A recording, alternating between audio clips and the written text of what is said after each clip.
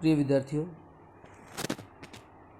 हिंदी गुरु YouTube channel में आप सभी का मैं सलीम खान हार्दिक स्वागत करता हूं। पिछली कक्षा में हमने रामचरितमानस, लंका कांड, लक्ष्मण मूर्छा और राम का विलाप प्रसंग से प्रथम पद्यांश पढ़ा था, जिसमें तव प्रताप उर राखी प्रभु जेहू नाथ तुरंत, अस कही आयेशु पाई पदबंदी चलई हनुमत, भरत बाहु बलशील गुण प्रभु पद प्रीति अपार, मन महु जात सराहत पुनि पुनि पवन कुमार। ये पैराग्राफ हमने पढ़ा था। आज हम इससे अगला पद्यांश पढ़ेंगे। उहाँ राम लक्ष्मण निहारी। उहाँ का मतलब होता है वहाँ। मतलब एक और तो पहले पैराग्राफ में ये दृश्य दिखाया गया था कि हनुमान जी लक्ष्मण मूर्छित होने के बाद सजीवन बूटी लेने के लिए जाते हैं और वापस सजीवन बूटी लेकर के जब वो आते हैं तो भरत अयोध्या के ऊपर से वो जाते हैं। भरत उन्हें देख करके विस्मित हो उठते हैं और सोचते हैं कि कोई राक्षस कोई पहाड़ उठा करके अयोध्या को नुकसान न पहुंचा दे, और वो भरत और हनुमान के मध्य संवाद होता है।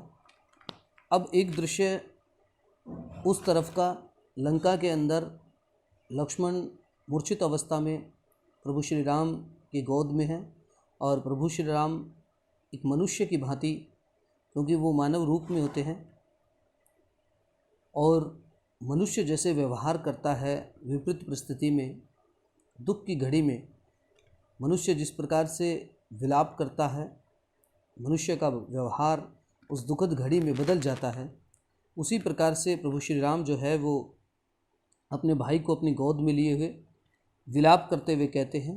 वहाँ का दृश्य जो है इस पद्यांश में बताया जाएगा कि उहाँ राम, उहाँ का मतलब होता है वहाँ, राम प्रभु श्री राम, लक्ष्मण ही का मतलब होता है लक्ष्मण, निहारी, निहारी माने देखना, कि वहाँ राम लक्ष्मण को देखते हुए, यानी लक्ष्मण की मूर्छित अवस्था है और उस मूर्छित अवस्था में अपने भाई को देखकर प्रभु श्री राम बोलते हैं वचन मनुज अनुसारी, मनुष्य के अनुसार बातें करने लग जाते हैं। यानी जिस प्रकार से मनुष्य व्यवहार करता है, जब उस पर दुखद घड़ी आती है तो मनुष्य जिस प्रकार से व्यवहार करता है, वैसे ही भगवान श्री राम भी मनुष्य अवतार में होते हैं, तो वो मनुष्य के अनुसार ही व्यवहार करते हैं। वहाँ राम लक्ष्मण निहारी, वहाँ रामचंद्र जी लक्ष्मण को देखते हुए बोले वचन मनुज अनुसारी, मनुष्य के अनुसार, मनुष्य की तरह प्रभु श्री राम बोलने लग जाते हैं, दुखद वचन बोलने लग जाते हैं, विलाप करने लग जाते हैं। अर्ध राति गई, अर्ध माने आधी, राति मतलब रात्रि, रात, गई मतलब बीत चुकी है। कपि, कपि माने बंदर होता है, यहाँ कपि शब्द जो है वो हनुमान के लिए आया है। नहीं आए हूँ, नहीं आया है, अर्थात आधी रात बीत चुकी है परंतु अभी तक हनुमान जो है वो नहीं आए हैं, यानी हनुमान सजीवन बूटी लेकर के नहीं आए हैं, आधी रात बीत चुकी है। सजीवन बूटी के बारे में सुषेण वेद ने यह कहा था कि सूर्य उदय से पहले पहले सजीवन बूटी लेकर के लंका पहुंचना है, तभी लक्ष्मण के प्राण बचाए जा सकते हैं। तो प्रभु श्री राम इस बात से चिंतित होते हैं कि आधी रात बीत चुकी है, अभी तक हनुमान सजीवन बूटी लेकर नहीं आए हैं। राम उठाई अनुज उर लायु, और ऐसे चिंतित अवस्था में कि हनुमान अभी तक नहीं आया है, आधी रात बीत चुकी है, इस प्रकार से चिंता में डूब करके राम उठाई, रामचंद्र जी, उठाई मतलब उठाकर, अनुज, अनुज का मतलब होता है छोटा भाई, उर माने हृदय, लायु लगाते हैं। ऐसा सोच करके कि आधी रात बीत चुकी है परंतु अभी हनुमान नहीं आए हैं, इस बात से चिंतित होकर के प्रभु श्री राम अपने छोटे भाई लक्ष्मण को अपने हृदय से लगाकर रोने लग जाते हैं, विलाप करते हैं। सकहु न दुखित देखी मोहि काहू, अब मनुष्य की तरह व्यवहार करते हुए प्रभु श्री राम क्योंकि मनुष्य पर जब दुखद घड़ी आती है तो वो अपने बीते हुए समय को याद करता है। उसी प्रकार से भगवान श्री राम लक्ष्मण के साथ बिताए हुए पलों को, बिताए हुए समय को याद करते हैं और चिंता में मग्न प्रभु श्री राम कहते हैं, सकहु न दुखित देखी मोहि काहू। सकहु मतलब सकते थे, न नहीं, दुखित दुखी, देखी देखना, मोही मुझे, काहू कभी, कि तुम मुझे कभी भी दुखी नहीं देख सकते थे। ये किसके बारे में कह रहे हैं? लक्ष्मण के बारे में प्रभु श्री राम कह रहे हैं कि हे मेरे अनुज, मेरे छोटे भाई, आज तुम इस मूर्छित अवस्था के अंदर पड़े हो दुख की घड़ी में, और तुम मुझे कभी दुखी नहीं देख सकते थे। मेरे दुख से तुम व्याकुल हो उठते थे, दुखी हो उठते थे, लेकिन आज तुम पर विपदा आई है और मैं तुम्हारे लिए कुछ नहीं कर पा रहा हूँ। ये बात सोच रहे हैं प्रभु श्री राम और कहते हैं कि सकहु न दुखित देखी मोहि काहू, कि तुम मुझे कभी भी दुखी नहीं देख सकते थे। बंधु, बंधु माने भाई, सदा हमेशा, तब माने तुम्हारा, मृदुल, मृदुल का मतलब होता है कोमल, स्वभाव मतलब स्वभाव, बंधु सदा तब मृदुल स्वभाव, कि हे मेरे भाई, तुम्हारा मेरे प्रति हमेशा कोमल स्वभाव रहा है। यानी मेरे प्रति तुम्हारा इतना अपार स्नेह है और कोमल हृदय रहा है कि तुम मुझे कभी दुखी नहीं देख सकते थे। जब भी मैं दुख से व्याकुल होता था तो तुम मेरे दुख में दुखी हो जाया करते थे। मम हित लागी तजेऊ पितु माता, मम माने मेरे, हित माने लाभ के लिए, लागी माने के लिए, तजेऊ छोड़ दिया या छोड़ना, पितु माने पिता, माता माने माता, यानी मेरे हित के लिए। भी वनवास तो प्रभु श्री राम को मिला था, लक्ष्मण को तो नहीं मिला था। लक्ष्मण ने प्रभु श्री राम दुखी न हो, प्रभु श्री राम की सेवार्थ उन्होंने उस 14 वर्ष के वनवास को प्रभु श्री राम की तरह बिताया, उनके साथ रह करके। ये कह रहे कि मम हित लागी तजेऊ पितु माता, मेरे हित के लिए तुमने पिताजी और माताजी को छोड़ दिया और उनको छोड़कर तुम मेरे साथ वनों में भटकने लगे। मेरे हित के लिए तुमने पिताजी व माताजी का त्याग किया। सहेव विपिन हिम आतप बाता, सहेव मतलब सहन करना, विपिन माने जंगल, हिम माने बर्फ़ होती है, वैसे यहाँ हिम का अर्थ लिया जाएगा सर्दी, जाड़ा। आतप, आतप का मतलब गर्मी, बाता माने हवा होती है, यहाँ आंधी अर्थ लिया जाएगा कि तुमने उन जंगलों में मेरे साथ रहकर, उन घने जंगलों में सर्दी, गर्मी और आंधी तूफान को सहन किया। सो अनुराग कहाँ अब भाई, प्रभु श्री राम रोते हुए कहते हैं कि हे मेरे भाई, अनुराग माने प्रेम, कि वो प्रेम कहाँ अब भाई, कहाँ चला गया तुम्हारा, कि तुम मुझे दुखी नहीं देखना चाहते थे और आज मैं रो रो करके तुमसे कह रहा हूँ कि मेरे भाई तुम उठ जाओ, परंतु तुम नहीं उठ रहे हो, तो आज तुम मेरे दुख को महसूस क्यों नहीं कर रहे हो। यानी एक साधारण मनुष्य की तरह व्यवहार कर रहे हैं प्रभु श्री राम। हालांकि इस सृष्टि के वो सृजनहार हैं, वो चाहें तो उसे जिंदा कर सकते थे, लेकिन वो मनुष्य को इसके माध्यम से संदेश देना चाहते हैं कि जब विपरीत परिस्थिति मनुष्य पर आती है तो मनुष्य जो है वो कैसे व्यवहार करने लग जाता है, उसके व्यवहार में किस प्रकार से लक्षण दिखाई देने लग जाते हैं परिवर्तन के।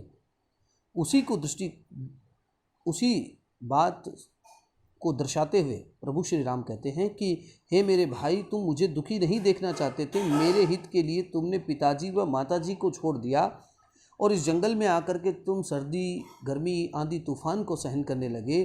तो अब तुम्हारा वो मेरे प्रति जो प्रेम है वो कहाँ चला गया। उठहु न सुनी मम वच बिकलाई, कि तुम उठ क्यों नहीं रहे हो। उठहु न सुनी, कि उठो, क्या तुम्हें सुनाई नहीं दे रहा। मम माने मेरा, वच माने वचन, बोल, बिकलाई व्याकुल, मेरी व्याकुलता भरे, दर्द भरे जो बोल हैं, मैं रो रो करके तुम्हें उठा रहा हूँ। मेरी व्याकुलता भरे वचनों को क्या तुम्हें सुनाई नहीं दे रहा। तुम उठ क्यों नहीं रहे हो।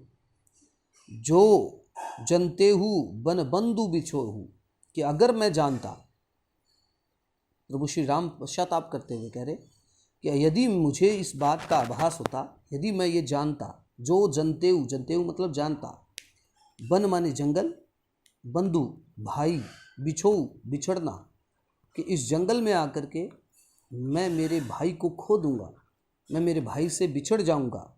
पितु वचन मनते हूँ नहीं ओहू, तो मैं, पितु माने पिता, वचन पिताजी से जो वचन लिया था, वचन मनते हूँ मानना, नहीं ओहू मानता नहीं मैं। यानी यदि मुझे इस बात का पता होता कि इस वन में आकर के मैं मेरे भाई को खो दूंगा, तो मैं पिताजी के वचनों को कभी भी मानता नहीं, या पिताजी के वचनों को कभी भी मैं स्वीकार नहीं करता। तो इसमें क्या बताया गया है, इसमें हम सीधे सीधे तौर पर कह सकते हैं कि प्रभु श्री राम लक्ष्मण की व्याकुलता और लक्ष्मण की इस विपरीत स्थिति को देख करके प्रभु श्री राम जो है वो व्याकुल उठते हैं, और व्याकुल होकर के तुलसीदास जी उस व्याकुलता का वर्णन करते हुए कहते हैं कि लंका में राम ने मूर्छित लक्ष्मण को देखा, तब वे अधीर होकर मनुष्यों के समान शोक भरे वचनों में कहने लगे कि आधी रात बीत चुकी है, परंतु अभी तक हनुमान नहीं आए। उस समय राम ने अधीरता से अपने लघु भ्राता छोटे भाई लक्ष्मण को उठाकर अपने हृदय से लगा लिया। राम बोले कि हे भाई, तुम अपने रहते मुझे कभी दुखी नहीं देख सकते थे, तुम्हारा स्वभाव सदा से कोमल था, मेरे हित के लिए तुमने पिताजी व माताजी तक को त्याग दिया था, और वन में सर्दी गर्मी आंधी तूफान सब कष्ट तुमने सहन किए। हे भाई, तुम्हारा वह प्रेम अब कहाँ है? मेरे व्याकुलता पूर्ण वचन सुनकर तुम उठते क्यों नहीं हो?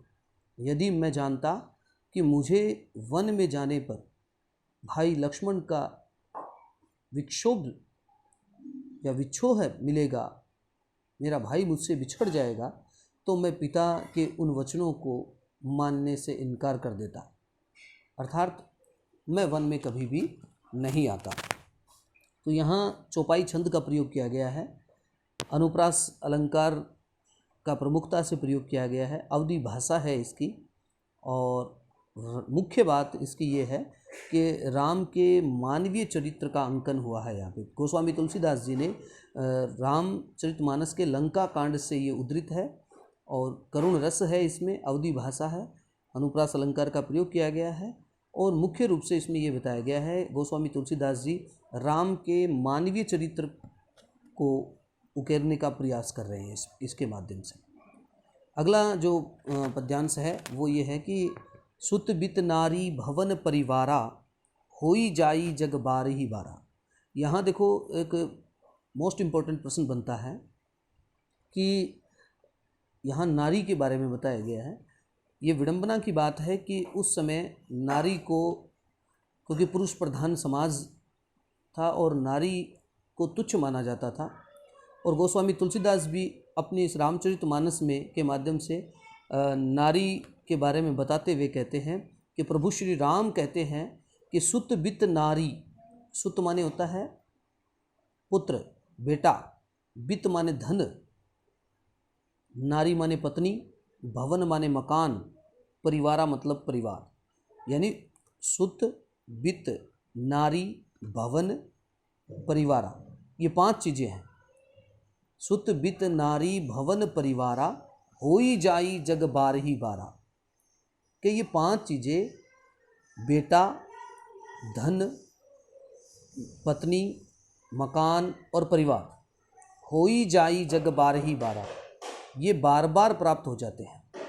यानी बेटा अगर मर जाता है तो वो और पैदा हो जाता है, धन अगर खो जाता है तो वो दोबारा कमाया जा सकता है, पत्नी अगर मर जाती है तो दूसरी लाई जा सकती है, मकान अगर गिर जाता है तो दोबारा बनाया जा सकता है, और परिवार यदि टूट जाता है तो उसको एक किया जा सकता है। तो गोस्वामी तुलसीदास जी कहते हैं कि सुत बित नारी भवन परिवारा, हुई जाई जग बारी बारा, कि पुत्र धन, पत्नी, भवन और परिवार ये संसार में बार बार मिल सकते हैं इंसान को, लेकिन अस विचारी जी जागहु ताता, अस माने ऐसा, विचारी मतलब विचार, जी है जागहु ताता, जागहु मतलब जाग जाओ। हे मेरे भाई, तुम ऐसा विचार करके ही जाग जाओ, उठ जाओ कि मिलही न जगत सहोदर भ्राता, कि सगा भाई, सहोदर मतलब सह प्लस उदर, सह माने साथ, एक, उदर माने पेट, एक ही पेट से पैदा हुए अर्थात एक ही माता की संतान, मिल ही नहीं नहीं मिलते हैं, जगत माने संसार, सहोदर सगा, भ्राता भाई, कि संसार में सगा भाई जो है वो नहीं मिलता है। यानी ये 5 चीज़ें जो बताई ये संसार में बार बार प्राप्त की जा सकती हैं, लेकिन एक ही माता से प्राप्त संतान या एक ही माता के 2 भाई वो संसार में दोबारा नहीं मिलते हैं। जथा पंख बिनु खग अति दीना, मणि बिनु फनी करीबर करहीना। उदाहरण अलंकार है, यहाँ पे उदाहरण अलंकार का प्रयोग किया गया। ये सारे उदाहरण दिए हैं प्रभु श्री राम ने कि जथा पंख बिनु, जथा मतलब जैसे, पंख बिनु पंख के बिना, खग माने पक्षी, अति दीना बहुत कमज़ोर होता है, दीना माने कमज़ोर, कि जैसे पंख के बिना पक्षी अधूरा होता है, कमज़ोर होता है। मणि बिनु फनी, मणि माने मणि, बिनु मतलब बिना, फनी फनी मतलब सांप, मणि के बिना सांप अधूरा होता है। करीबर करहीना, करीबर माने होता है हाथी, कर माने सूंड, वैसे कर का मतलब हाथ होता है और यहाँ कर का मतलब सूंड लिया जाएगा। करीबर करहीना, और हाथी सूंड के बिना अधूरा होता है, हाथी सूंड के बिना अधूरा होता है, यानी पक्षी पंख के बिना अधूरा, सांप मणि के बिना अधूरा और हाथी सूंड के बिना अधूरा। अस मम जीवन बंधु बिन तो ही, ऐसे ही मेरा जीवन बंधु बिन तो ही, बंधु माने भाई, बिनु बिना, तो ही मतलब तुम्हारे, ऐसे ही मेरा भाई मेरा जीवन तुम्हारे बिना अधूरा है। यानी जैसे पक्षी पंख के बिना अधूरा होता है, सांप मणि के बिना अधूरा होता है, हाथी सूंड के बिना अधूरा होता है, वैसे ही मेरे भाई मैं तुम्हारे बिना अधूरा हूँ, बंधु बिन तो ही। जो जड़ देव जीवाव ही मोई, कि यदि तुम मुझे जीवित देखना चाहते हो, प्रभु श्री राम मूर्छित अवस्था में पड़े लक्ष्मण से कहते हैं विलाप करते हुए कि जो जड़ देव जीवाव ही मोही, कि तुम यदि मुझे जीवित देखना चाहते हो, जड़ मतलब कठोर होता है, संवेदनाहीन, देव मतलब भाग्य, जीवाव ही मोही जीवित देखना चाहते हो, कि क्या तुम कठोर हृदय हो गए हो, संवेदनाहीन हो गए हो, कि भाग्य इतना कठोर हो गया है, क्या तुम मुझे जीवित देखना नहीं चाहते।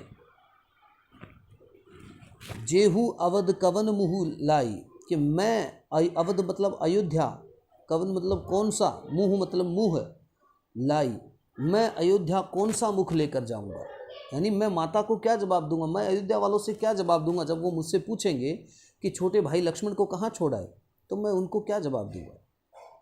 जेहू अवध कवन मुँह लाई, कि मैं अयोध्या कौन सा मुख लेकर जाऊंगा। नारी हेतु प्रिय भाई गवाई, क्या अयोध्या वासियों को मैं ये जवाब दूंगा कि नारी हेतु, नारी मतलब पत्नी, हेतु मतलब के लिए, प्रिय भाई को गवाई मतलब गवा दिया। क्या मैं अयोध्या वासियों को ये जवाब दूंगा कि मैंने अपनी पत्नी के लिए अपने भाई को त्याग दिया, अपने भाई को गवा दिया।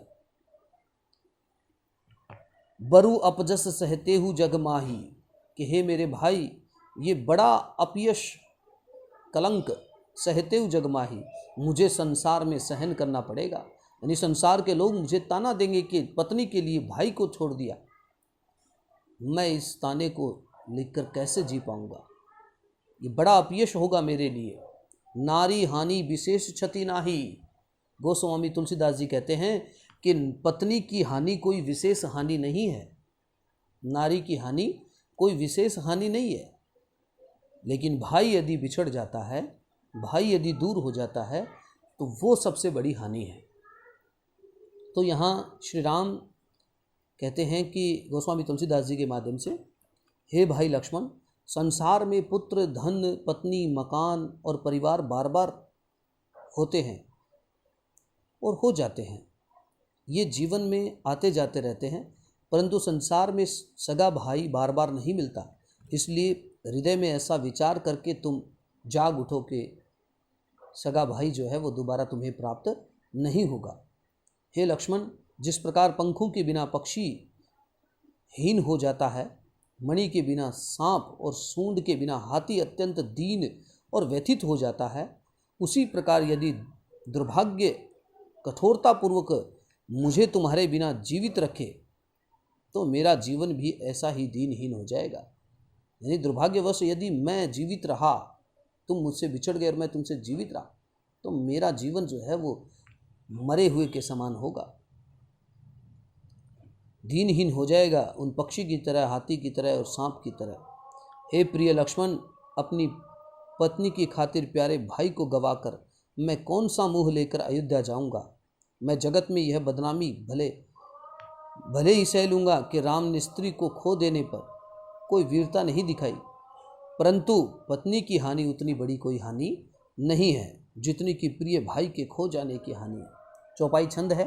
राम की व्याकुलता का सजीव चित्रण किया गया है और करुण रस की व्यंजना हुई है और उदाहरण अलंकार है, अवधी भाषा का प्रयोग किया गया है। तो आज हम इतना ही पढ़ेंगे। अगली क्लास में हम अगला पद्यांश करेंगे। तब तक के लिए धन्यवाद।